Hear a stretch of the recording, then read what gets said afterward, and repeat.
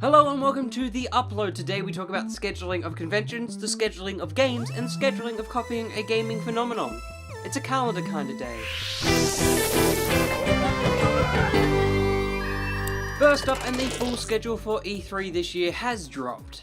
It's all on the screen now, but for those listening on a gramophone, Saturday will bring EA, Sunday will bring Microsoft, Bethesda, and Devolver Digital. Monday heralds the motherlode with Square Enix, Ubisoft, PC Gaming Show, and Sony. And on Tuesday, it all closes off with Nintendo. Now, it is a huge week of gaming news next week, so for the next few uploads, we're going to focus on E3. But on Friday, I'll come at you with a bumper pack of all the crazy news you missed during the week. But staying with E3 now, and despite all the games seemingly already announced, Sony are still announcing games before E3. Just wait! Just wait!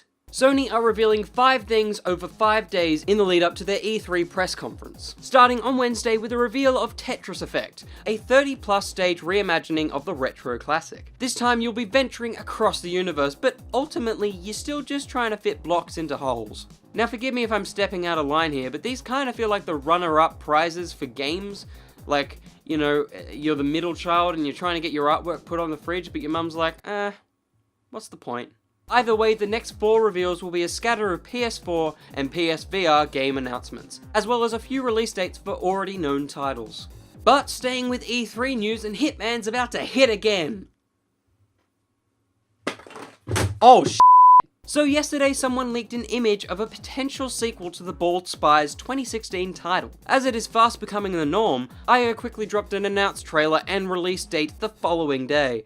What is even the point of E3? The game will feature a fully fleshed out single player campaign, full of those juicy open world levels that you love. Though the sequel will be ditching the episodic formula of the previous game, and will instead release as a complete campaign. Hitman 2 will also bring in a co-op experience for the first time in the Hitman franchise. You can now bring in a friend to help you shoot down that totally deserving of death bad guy. Hitman 2 will release on PC, PS4, and Xbox One on November 13th. This freaking year! I am so excited for this. I loved Hitman Season 1. If Uncharted never existed, 2016 would have been the year of Hitman. I'm ready for this. But moving on to something that had already been revealed, confirmed, pushed back, confirmed again, pushed back, confirmed again, and now it's been pushed back again. It's Crackdown 3, but it could be literally any game coming out. Crackdown 3 is now rescheduled for February next year, with further delays and cancellations soon to come. Let's give you a bit of history on this game. The game was revealed in 2014 with a release date set for 2016. It was then pushed back to 2017 with the trailer brought to life at E3 that same year. It was then pushed back to the US's spring of this year, and now this. I guess you can still look forward to playing as Terry Crews in like 2019. This is far from over. Maybe, but turning to a game that's only been pushed back once, it's Days Gone, and it has a release date. Why am I doing this, and why are games being announced before E3? Days Gone was originally scheduled to drop sometime this year, but was pushed back to 2019. In a world of constant reshufflings, I guess Sony wanted to quell gamers' fears as they've revealed that the game will totally, absolutely drop on February 22nd, 2019. The release date came with a shiny new trailer for the game, which details a few new elements of the latest installment in the zombie survival genre. And even though we've been given these fresh deets, I feel like Days Gone, along with Spidey and The Last of Us 2, will kind of get the biggest airtime in Sony's press conference. But speaking of air, an Asus is making a phone. It's dumb. It's very cool, but it's dumb. Asus have announced the world's first 3D vapor chamber cooling system for a phone. But what does that mean? Well, they've made a Republic of Gamers phone. I guess that's a thing. The ROG Phone features a 90Hz HDR AMOLED 6-inch display, a 2.96 GHz mobile processor, and a Adreno TM630 GPU. And all this equates to a shit ton of heat, which the phone comes with that cooling case that I mentioned at the start of this, if you remember. It was a big thing.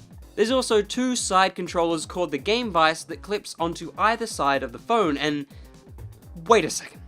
Okay, so Asus aren't ballsy enough to make a Switch competitor, so they're just going to make a phone that is like a Switch competitor without any games. There's no announcement of pricing for the phone or any of its ridiculous accessories, but with the Switch now sitting at an average price of $450, I doubt this phone will be anything under that. Just very, very silly, but something that might seem silly at first, but will come around to being pretty clever, is Steam Chat. The Steam we know and love could soon become a little bit more Discord with a new chat UI uncovered by a Russian forum. Sadly, the tweet containing literally all the evidence has been deleted, but it revealed what the chat system would look like as well as some of the features. Create and save group chats, assign nicknames, voice chat and channels. Look, it's absolutely Steam ripping off Discord. But look, in the modern age, everyone's doing Instagram, Snapchat story things. It's everywhere. So it's fine to copy other people's homework. It's not. It's naughty, and you shouldn't do it.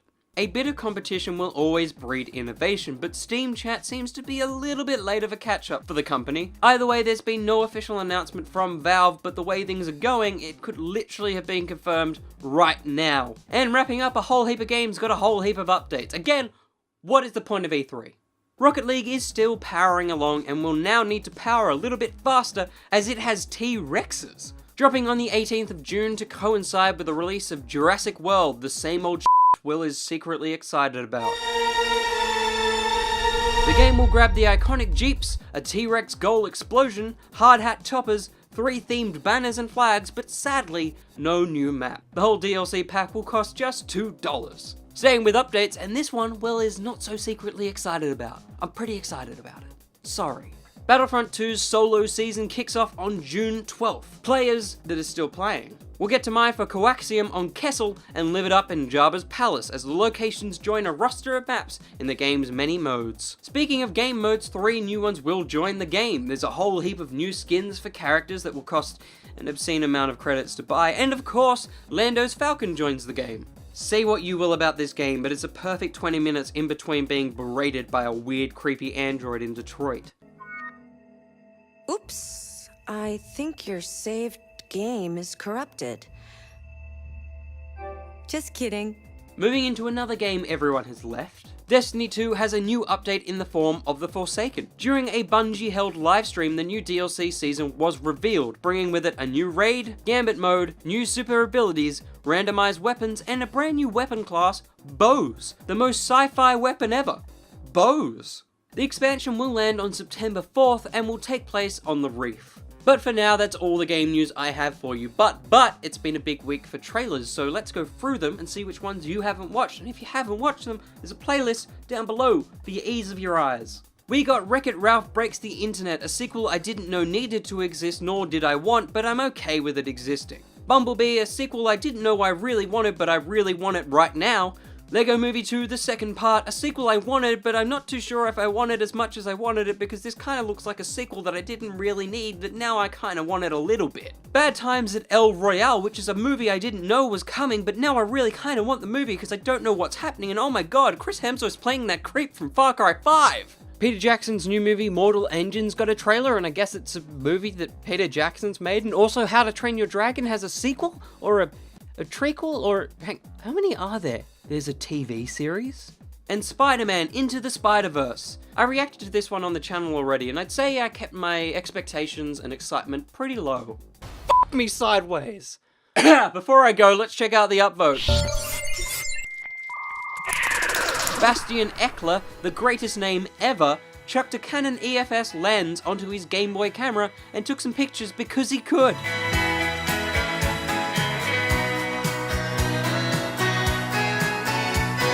That's all the news I have today. Remember, if you enjoyed this, you can hit the like and the subscribe button, which are all down there, and if you subscribe, you might get more stuff. And jump on over and give our Facebook and Instagram pages their respective followables too. Also, we have a Patreon now, so jump on over and take a look at that. As we begin to pump this beautiful channel full of more content, your support would be greatly appreciated. But remember, it's your money, look after yourself first. There's a link down below with more information. But until the next video, bye-bye. There's a video up there of Josh and I trying to survive on a raft, and something else. They're both very funny videos. You should go check them out. You should go watch them, go subscribe, do all the things. And look, Nick AMC, my microphone is closer to my face. Are you happy? Focus is still pretty shit, though.